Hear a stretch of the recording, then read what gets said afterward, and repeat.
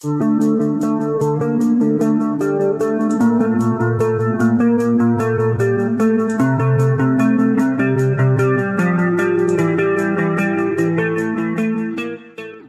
semua, kembali lagi bersama Sahabat Film. Semoga kita semua beserta keluarga selalu dalam keadaan sehat selalu serta diberikan rezeki yang melimpah, amin.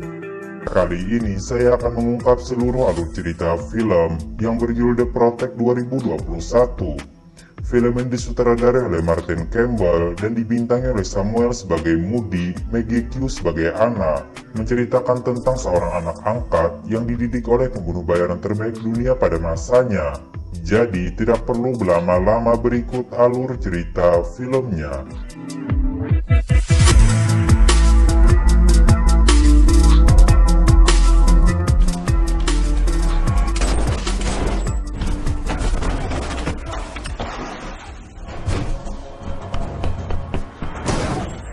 Berawal di kota Danang Vietnam pada tahun 1991, kita akan diperkenalkan dengan seorang pembunuh bayaran bernama Moody. Ketika ingin kembali ke tempat persembunyiannya, ia tak sengaja melihat beberapa orang tewas tergeletak dan menemukan seorang anak wanita yang bersembunyi di dalam lemari.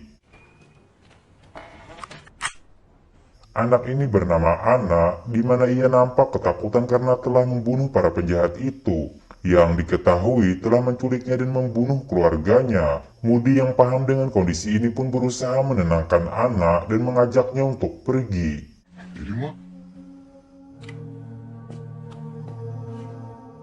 30 tahun kemudian di Bukares, Rumania, terlihat seorang pria bernama Pali yang sedang diculik oleh orang yang tak dikenal. Dan mereka meminta tebusan sebesar 3 juta euro kepada ayah Pali. Mengetahui itu, ayah Pali lalu mengirim beberapa orang anak buahnya untuk pergi ke pertemuan, sehingga bisa dipastikan bahwa ayah Pali bukanlah orang yang sembarangan. Namun ketika mereka memeriksa mobil si penculik, mereka hanya menemukan seorang wanita yang ternyata dia adalah Anna yang kini sudah besar. Setelah dipastikan aman, mereka lalu membawa Anna untuk bertemu dengan ayah Pali yang bernama Don.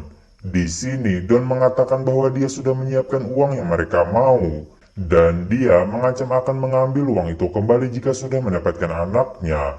Namun, Anna mengatakan kalau dia datang bukan untuk uang tersebut, melainkan ingin membunuh Don. Setelah membunuh Don, Anna pun pergi dengan berjalan santai melewati para penjaga, karena dari kejauhan sudah ada Moody yang membantunya dengan sniper.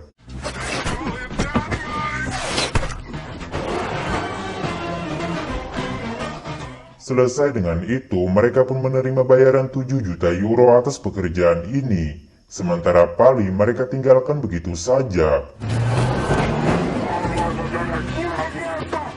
Setelah berkeliling dunia sebagai pembunuh bayaran, mereka akhirnya memutuskan untuk menetap di London dan menjalani kehidupan seperti orang pada umumnya.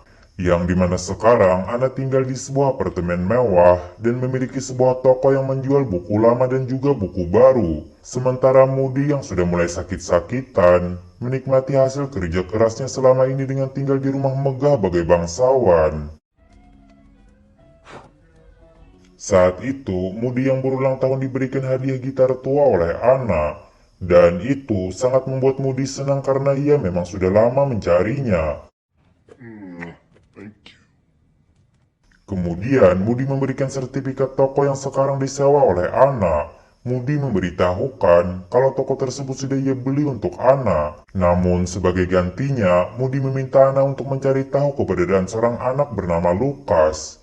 Yang diketahui, Lucas adalah anak dari seorang mafia bernama Edward yang sebelumnya ia bunuh. Dan sekarang, Moody berniat ingin menebus dosanya tersebut dengan menjaga Lucas. Namun sampai saat ini, ia masih belum menemukan keberadaan Lucas. Dan Anna yang mendengar itu pun dengan senang hati membantunya.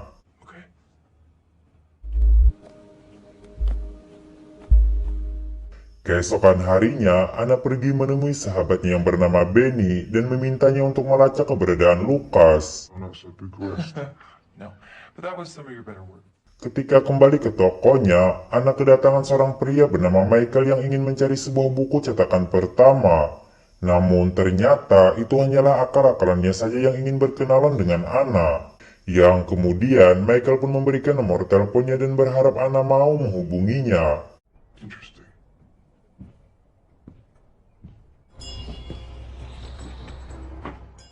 Anna lalu menemui Benny untuk mengambil data informasi tentang Lucas yang Benny simpan di sebuah flash disk.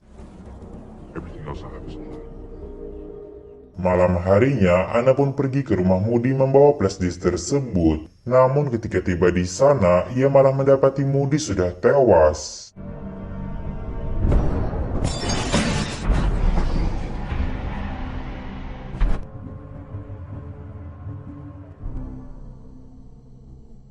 Kemudian Anna pergi ke tempatnya Benny yang ternyata dia juga sudah tewas di atas setrikaan laundry. Merasa ada yang tidak beres, Anna pun dengan cepat pergi ke tokonya untuk berkemas. Namun di sana ia juga diserang oleh dua orang bersenjata yang mencoba membunuhnya.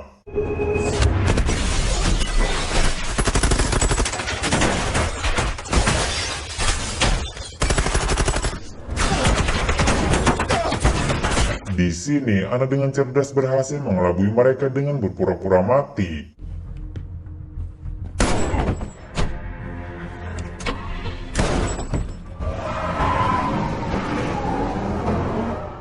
Keesokan harinya, terlihat Anna yang berada di warnet memeriksa isi flash disk yang Benny berikan sebelumnya. Dan dari data tersebut, diketahui bahwa Lucas lahir pada tanggal 5 April 1990, kemudian dibawa ke rumah sakit Queteria pada tahun 1999. Sementara ayahnya yang bernama Edward dibunuh pada tahun 1991. Edward sendiri adalah seorang mafia penjual senjata kimia yang memasuk senjatanya kepada pemberontak di Vietnam. Dan dia telah tewas pada ledakan bom mobil sebelum sempat diadili atas kejahatannya tersebut. Yang sudah kita ketahui, pelakunya adalah Moody yang dibayar oleh seseorang. Sehingga Anna pun berpikir kalau pembunuhan Moody ada kaitannya dengan semua ini. Dan dia tertarik untuk menyelidiki seorang pengusaha bernama Jessino yang sekarang melanjutkan bisnis milik Edward. Dengan bermodalkan informasi itu, Anna pun berangkat ke kota Danang, Vietnam.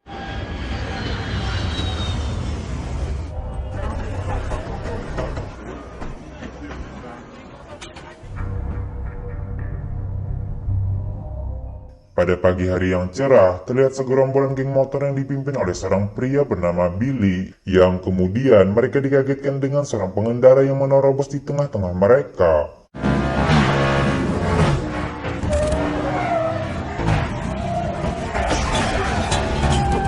Dengan marah, mereka lalu menghampiri orang tersebut, yang ternyata dia adalah Anna yang merupakan sahabat lama Billy.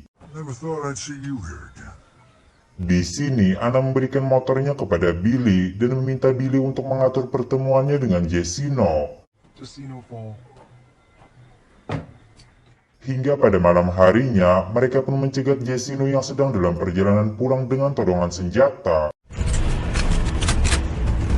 Namun di sini, Anna hanya memberikan nomor teleponnya dan meminta Jessino agar menghubunginya kembali karena ada banyak pertanyaan yang ingin ia ajukan tentang Edward.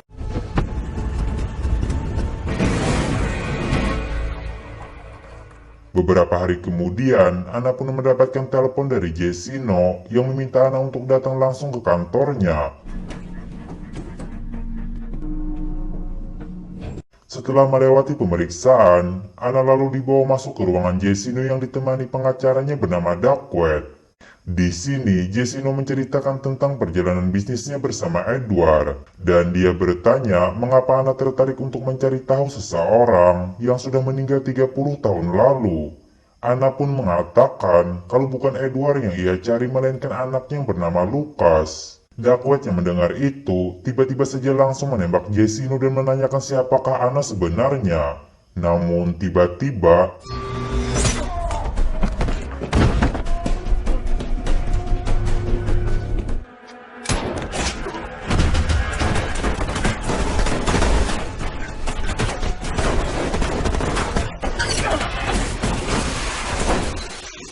Anna yang terkepung berhasil lolos dengan menyandera Duckweed. Namun sialnya, ia tertabrak mobil yang membuatnya harus tertangkap oleh Duckweed.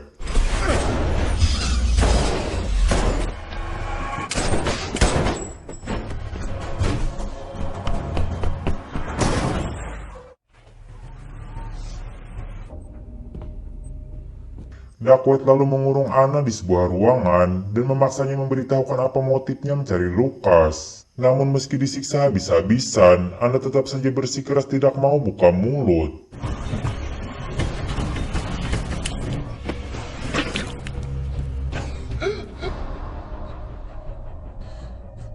Anyone ever last this long? Tidak lama kemudian, Anna dikagetkan dengan kedatangan Michael. Michael memberitahukan kalau dia dan Duckweed bekerja untuk orang yang sama. Namun dirinya tidak terlibat dalam pembunuhan Moody dan juga Benny, melainkan hanya untuk memastikan kalau tugasnya sudah selesai. I come in to make sure there's no loose ends. Sorry about your friend Moody. Understand? Keluar dari sana, Michael lalu meminta Duckweed untuk berhenti menginterogasinya dengan cara kasar. Dan dia akan kembali lagi jika kondisi Anna sudah mulai membaik. We're clear-headed in the morning. Namun tidak lama setelah Michael pergi, Duckweed malah mengirim 3 anak buahnya untuk membunuh Anna. Untungnya, Anna berhasil menghajar mereka kemudian kabur dari sana.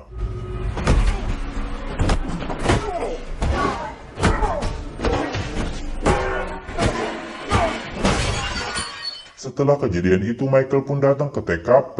Dia mengatakan Anna tidak akan lari dan akan kembali untuk memburu mereka. It's 4-0. She's winning. Anna sendiri terlihat sudah berada di rumah Billy. Di sana dia menceritakan tentang masa kecilnya yang dibantu oleh Moody melarikan diri dari Vietnam dan merawatnya hingga besar. Oleh karena itulah, Anna merasa sangat berhutang budi kepada Moody dan dia berjanji untuk membalaskan dendam kematian Moody.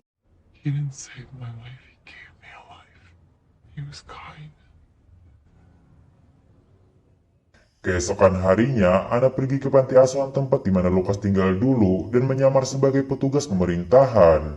Di sana, pemimpin panti memberikan berkas data diri Lucas yang ternyata pernah keluar dan masuk kembali dengan nama yang berbeda yaitu Christian. Seems the boy was readmitted under the name Christian. Kemudian dia pun membawa Anna untuk menemui Lucas yang sedang berada di sebuah ruangan. Namun pemimpin panti ini memberitahukan kalau Lucas tidak bisa diajak bicara karena dia buta tuli dan juga bisu sejak berumur 6 tahun. Ketika ingin pergi, Anna mendapatkan telepon dari Michael yang mengajaknya untuk berkencan. Dan Michael memberitahukan kalau dia bisa memberikan informasi yang Anna cari. I'll give you a time and place. Malam harinya, mereka pun melakukan pertemuan di sebuah kafe tempat yang sudah ditentukan. Di sini, Anna menodongkan pistol dari bawah meja dan meminta Michael untuk menceritakan semuanya. Namun Michael juga menodongkan pistol kepada Anna, yang pada akhirnya mereka pun memutuskan untuk menunda pertarungan mereka. This was personal time. I'd really like to see you again. Saat bersamaan, Duckweed yang mengetahui pertemuan mereka ia pun dibuat curiga kepada Michael, yang kemudian ia membayar beberapa orang preman lokal untuk membunuhnya.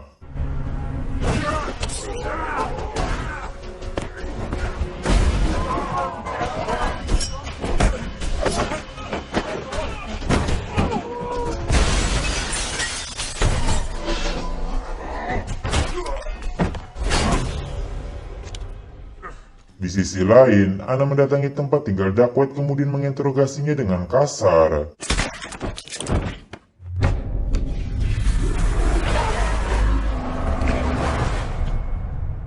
Hingga ketika Michael tiba, ia mendapati Duckweed yang tewas tergantung di kamar mandi. Saat bersamaan ia juga mendapatkan telepon dari Anna yang memberitahukan kalau dia sudah mendapatkan informasi yang ia mau. Yang ternyata Anna masih ada di sana sehingga terjadilah pertarungan.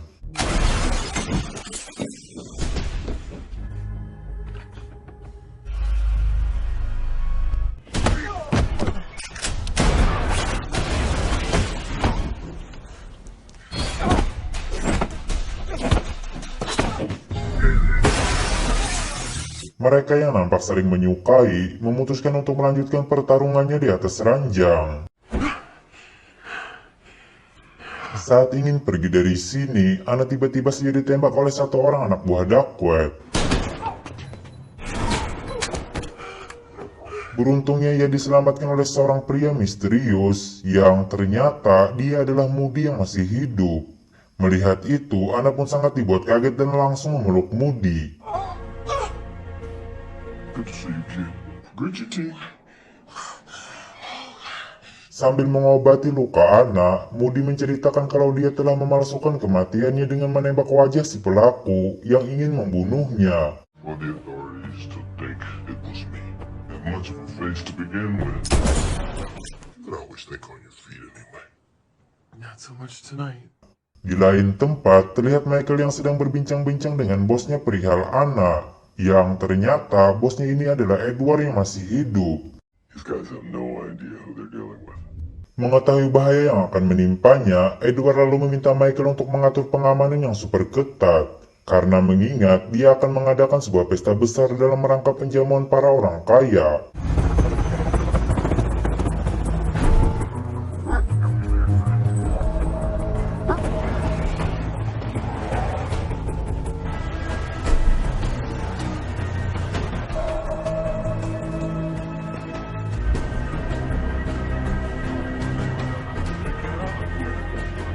Hingga ketika pesta sedang berlangsung, nampak Michael yang dibuat sedikit tegang dan juga bimbang. Karena seperti yang kita tahu, kalau Michael menyukai Ana, namun di lain sisi dia juga harus melindungi bosnya. I really hope you're gonna pay them for it.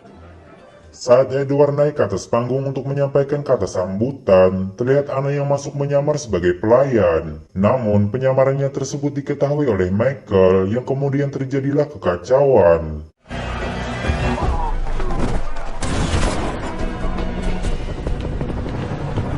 Ana yang berusaha kabur terus dikejar oleh Michael, sementara Edward langsung mengamankan diri ke tempat persembunyian.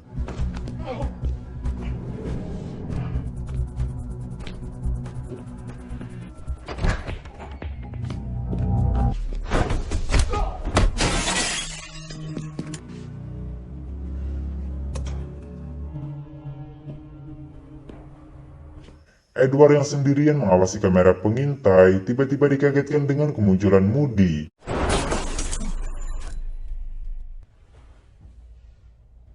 Di sini terungkap, ternyata dulu Edward pernah membayar Moody untuk membunuhnya dengan menggunakan orang lain sebagai korban. Yang dengan itu, semua orang akan menganggapnya sudah tewas dan dia akan terlepas dari hukuman penjara.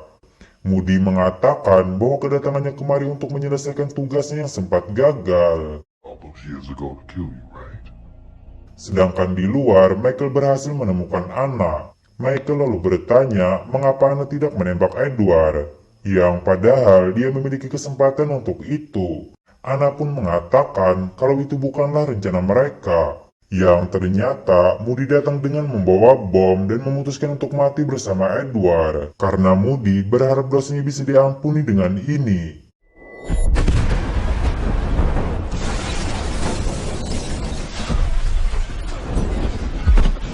Setelah ledakan itu, Michael mendapatkan pesan dari Ana yang menyuruhnya datang ke suatu tempat. Sedangkan Ana yang terluka parah, ia lalu pergi ke tempat masa kecilnya dulu yang membuatnya kembali teringat dengan tragedi yang menimpa keluarganya, yang dimana ayah, ibu, dan adik-adiknya dibunuh tepat di depan matanya.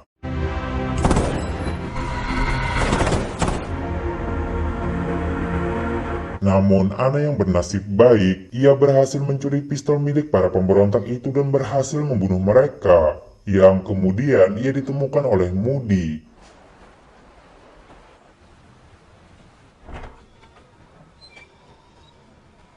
Tidak lama kemudian, Michael pun datang ke tempat ini.